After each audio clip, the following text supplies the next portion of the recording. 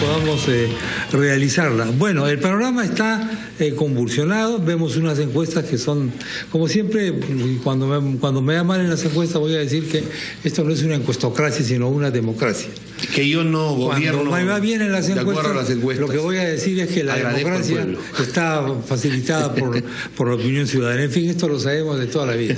José María, a propósito de esas encuestas y en lo que corresponde a las fuerzas políticas representadas por los congresistas acá presentes, ante la pregunta ¿por qué cree que no han asistido al diálogo, tanto el APRA como el partido fujimorista? La respuesta 49% es porque no creen en la sinceridad de esta convocatoria. Es hipócrita, 49%.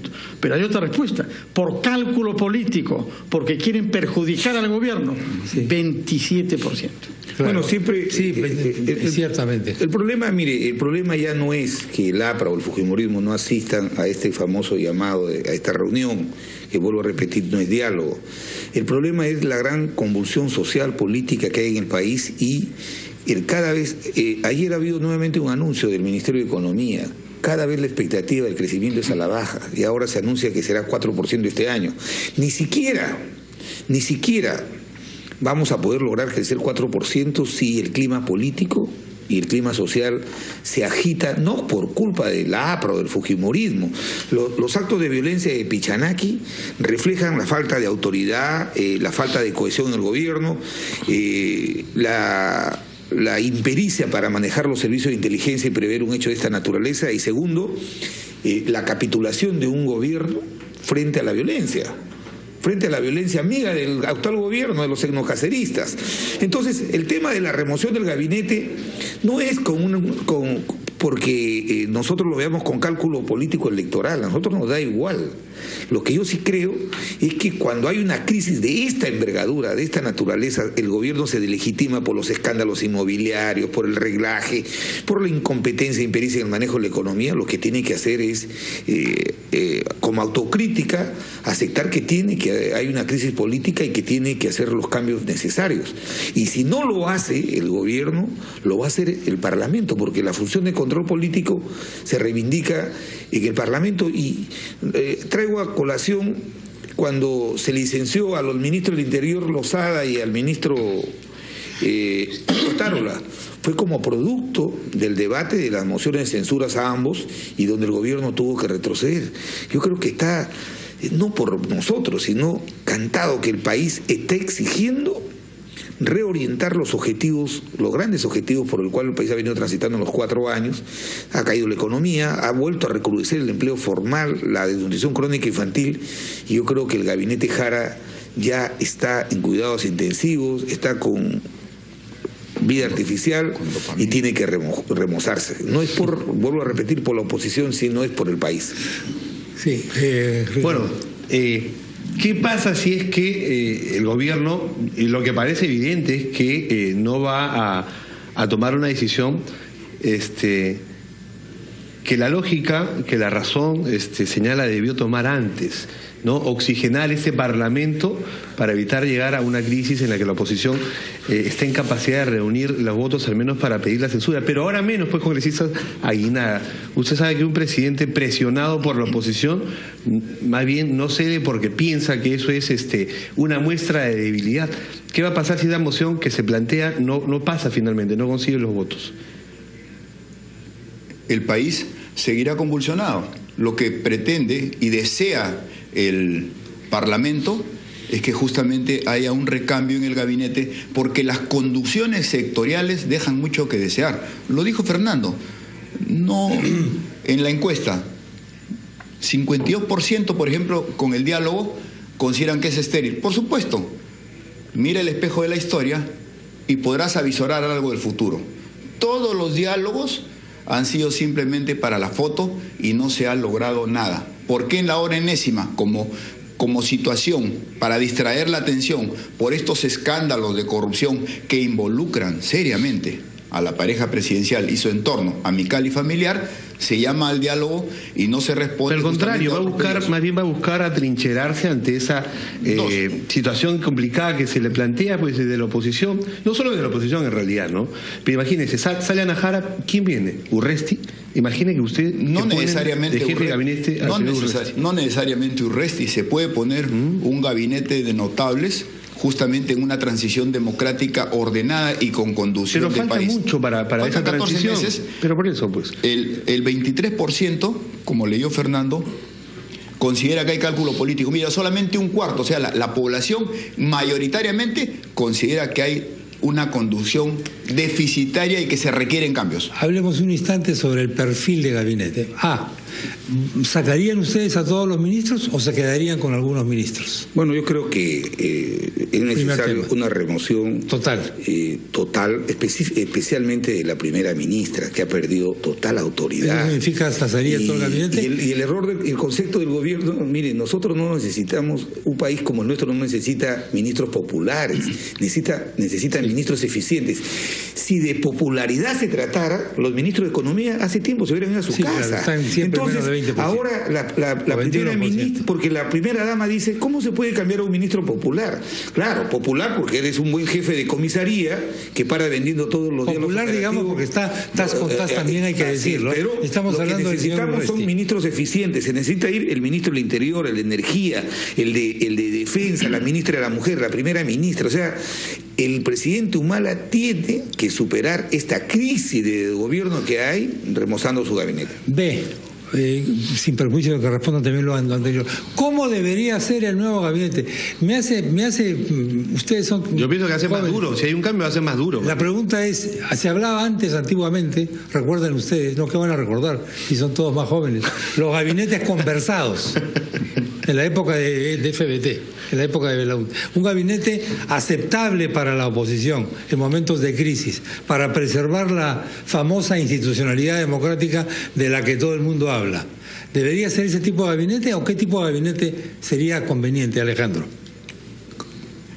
Un gabinete que tenga muchísimo concepto político y profesional sectorial, porque lo que estamos viendo es que hay que recuperar confianza. La principal crisis que se vive en estos momentos en la población es la crisis de confianza en las autoridades.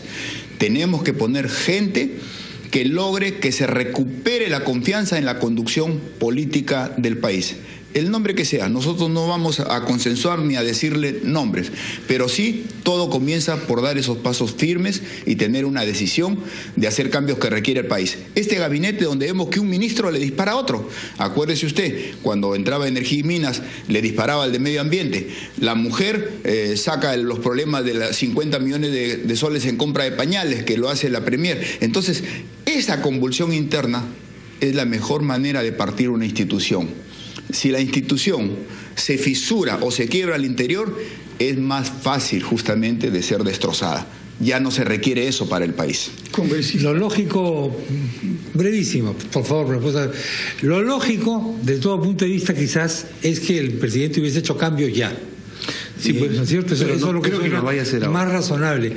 ¿Por qué no los habrá hecho? ¿Qué razón poderosa puede haber para que no los haya hecho? ¿Cómo ven ustedes? Porque tiene una visión castrense la política. Él cree que la confrontación en política es una guerra y que ceder no a la presión de la oposición, sino al descontento que hay en el país, a la falta de legitimidad que tiene el gobierno. Es el peligro congresista, porque el control político primero se ejerce en el Congreso, luego viene el control, si falla eso, viene el control en los medios de comunicación. Y si no se hace caso ni al control político del Congreso, ni a un sector de la prensa, por ponerlo de un modo, luego va a venir la calle, el control popular. Sí, pues es peligroso. Pero ahora con esto de dejarse en efecto la ley Pulpín, lo de Pichanaki, que se ha cedido ante la calle, entonces ya hay la percepción que hay falta de autoridad y eso es terrible para el país. No hay que olvidar que la situación en la que está el país es el esfuerzo de todos los peruanos, no es un esfuerzo hecho por tal o cual gobierno. Los políticos hemos sido facilitadores del gran esfuerzo que han hecho los peruanos para llevar su crecimiento a los niveles que tenemos, y hoy día todo eso se está perdiendo terriblemente por un gobierno que tiene oídos pero no escucha. Yo no me atrevería a decir que debe ser un gabinete conversado con la oposición. A nosotros no nos han elegido para gobernar, nos han elegido para cumplir una función que es esencial en la democracia: hacer control político, hacer fiscalización, hacer observaciones a un gobierno que se cree muy autista y que cree que no comete errores. Miren las encuestas, hoy día no es la oposición, es la calle, la gente la que está exigiendo que haya una reorientación en las líneas generales de la política general del gobierno. Justamente quería que ustedes precisen eso, porque también lo dijo el congresista Aguinaga, que hay que hacer cambios. No se trata de hacer cambios de personas. Ustedes dicen que hay que hacer cambios de políticas públicas. Pero ¿no era el diálogo justamente la manera de ponernos de acuerdo sobre los temas de fondo que deben ser cambiados? Es que finalmente, ¿cuáles son esos cambios? Pero eso no fue diálogo. Es que nosotros le hemos alcanzado propuestas al gobierno en los 4 diálogos promovidos por Jiménez Mayor, que fue utilizado como una tregua. Hubo un famoso diálogo, a los 15 días se fue Jiménez Mayor. César Villanueva comenzó a convocar a las fuerzas políticas y esa fue una de las razones por las que lo echaron.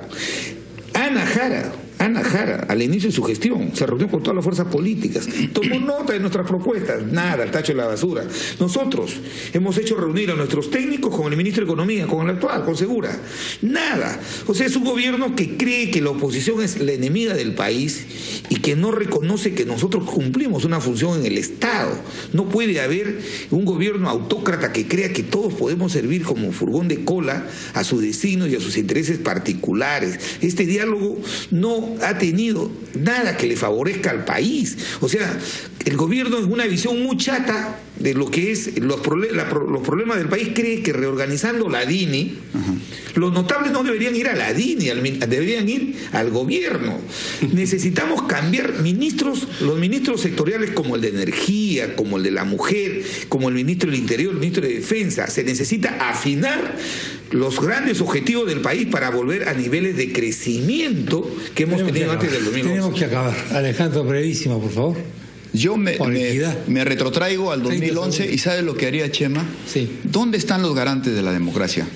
Que fueron ellos los que articularon y son la causa principal de que esté este gobierno conduciendo el país. Ahora no los escuchamos. Yo creo que tendrían que comenzar por ahí el presidente de la República. Un diálogo con su garante de la democracia. ¿Alguno de los garantes, ya que tocas el tema, debería integrar el gabinete? Toledo no, pero quizás Vargas Llosa, que tanto articuló, que tanto habló, no lo hemos escuchado. No ha dicho ni A sobre los actos de corrupción. No ha dicho ni A sobre la violencia que vive el país. No ha dicho ni A sobre el decrecimiento económico que tiene el país. Bueno. No ha dicho ni A sobre esta descentralización que tiene que corregirse, Chema. Ahí tendrías un punto de diálogo. ¿Cómo hacemos acuerdos de gestión para que el dinero que va a la región sea bien usado? Esos son mecanismos modernos de gestión y no se están haciendo. Señores congresistas, muchas gracias. Reiteramos que habíamos conversado con el congresista Daniel Abugatá, que siempre colabora con nosotros, para una comunicación telefónica. Lamentablemente no ha sido posible. Para escuchar la voz del oficialismo, que era necesario. Claro, sí, del oficialismo o de otros sectores. Estaba concertado, pero no es que no se le haya invitado. Ser oficialista, ¿no? Es complicado a veces, pero representas a un sector de la opinión. Pero nunca se queda corto él, ¿eh? Claro. Qué raro. Congresista Javier Velázquez Siagén, congresista Alejandro Aguinaga, gracias por haber estado con nosotros. Gracias. Señoras y señores, muy buenos días.